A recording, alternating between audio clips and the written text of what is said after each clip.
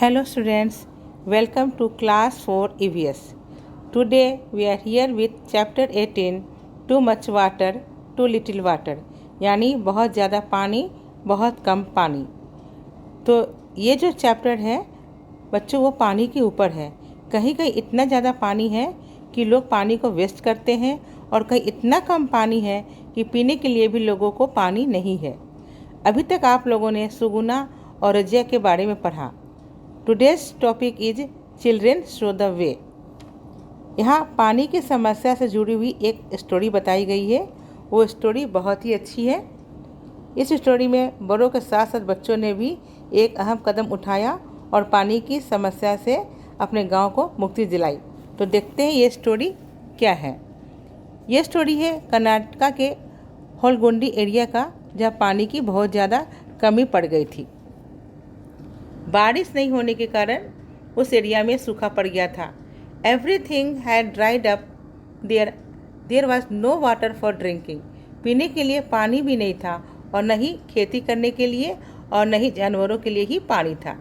कुआं का पानी भी सूख गया था, तो लोग गांव छोड़कर जाने लगे थे। ऐसी सिचुएशन आ गई थी कि लोगों को वहाँ रहना मुश्किल हो गया था। समझ लो बच्चों, जब आदमी को पीने के लिए भी पानी नहीं मिलेगा तो उस जगह पर लोग कैसे रहेगा। उस गांव की एक पंचायत थी। लोग परेशान होने लगे कि जब सब लोग गांव छोड़कर चले जाएंगे तो हमारा गांव ही खाली हो जाएगा। पंचायत की एक खास बात होती है, पंचायत में गांव के एक्सपीरियंस लोगों को ही रखा जाता है जो उम्र में बड़े होते हैं। लेकिन उस गांव में बड़ी पंचायत के साथ साथ एक छोटी पंचायत भी थी।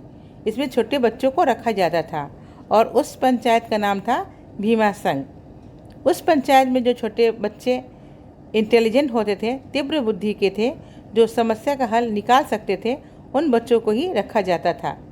जब बड़ी पंचायत ने छोटी पंचायत से कहा कि बच्चों हम तो सोच सोच कर थक गए हैं, हमारे पास कोई आइडिया ही नहीं है कि पानी को कैसे संग्रह किया जाए और जो लोग गांव छोड़ के जा रहे हैं उन्हें कैसे रोका जाए। अगर तुम्हारे पास कोई आइडिया हो तो बताओ।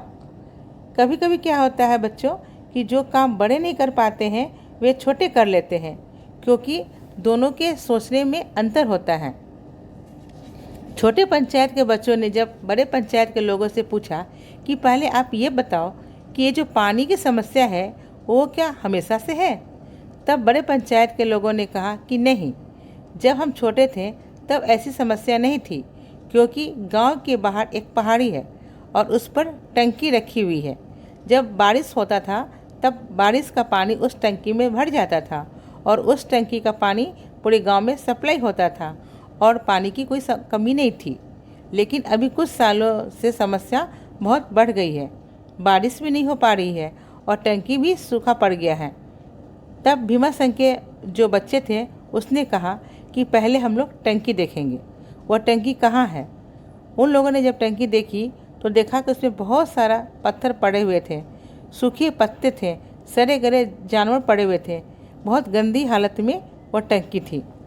तो समझो बच्चों, जब टंकी पहले से ही ऑलरेडी भरी हुई थी तो पानी उसमें कहाँ से भरेगा, और टंकी की जो दीवार थी वो भी कमज़ोर हो गई थी।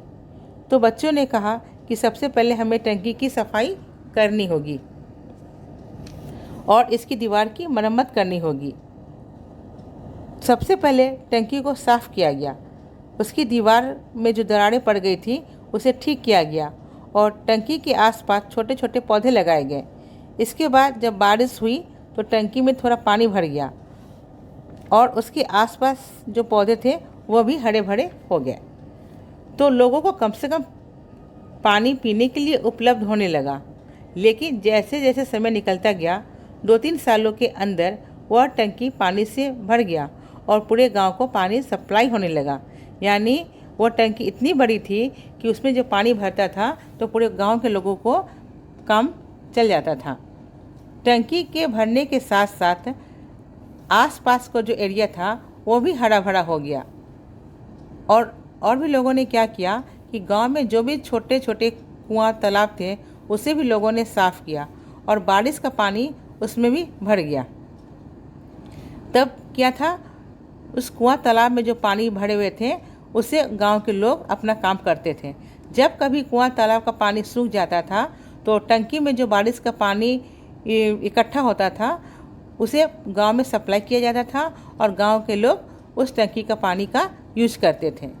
इस तरह बच्चों के सूझबूझ से, उनकी आइडिया से वहाँ पानी की समस्या सॉल्व हो गई।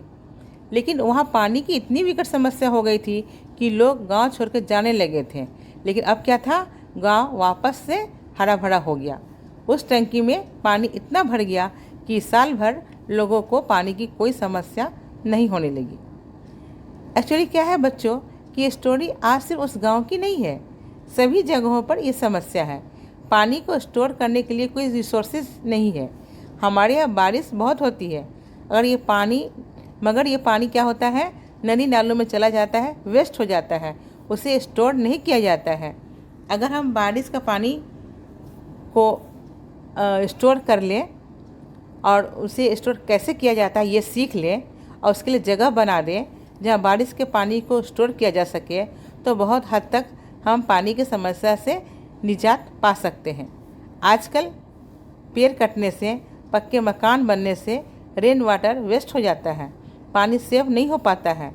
जंगल कटने से रेन वाटर, ग्राउंड वाटर नहीं बन पाता है, तो हैंड पंप और कुआं भी इसी वजह से सूख जाते हैं। जिस तरह बच्चों इस गांव के लोगों ने सॉल्यूशन निकाला और गांव में खासकर भीमा संघ के बच्चों ने सॉल्यूशन निकाला, अगर उसी तरह से हम भी अगर कोई सॉल्यूशन निकालें तो पानी की समस्या को बहुत हद तक दूर किया जा सकता है। तो बच्चों ये था हमारा आज का कंटेंट्स कि भीमा संघ के बच्चों ने कैसे होलगुंडी एरिया में जो पानी का प्रॉब्लम था उसे सॉल्व किया। बच्चों ये बात हमें हमेशा याद रखनी चाहिए कि हमें पानी को कभी वेस्ट नहीं करना चाहिए। अगर जो पानी हमारे पीने योग्य नहीं है उसे भी नहीं फेंकना चाहिए, बल्कि उस पानी को हम लोग पेड़ पौधे में डाल सकते हैं, यूटेंसिल वगैरह धो सकते हैं, यानी कि उस पानी को हम लोग दूसरे काम में ला सकते हैं। इसलिए हमें पानी को हर संभव सेव करने का प्रयास करना चाहिए। That's all for today. Thank you.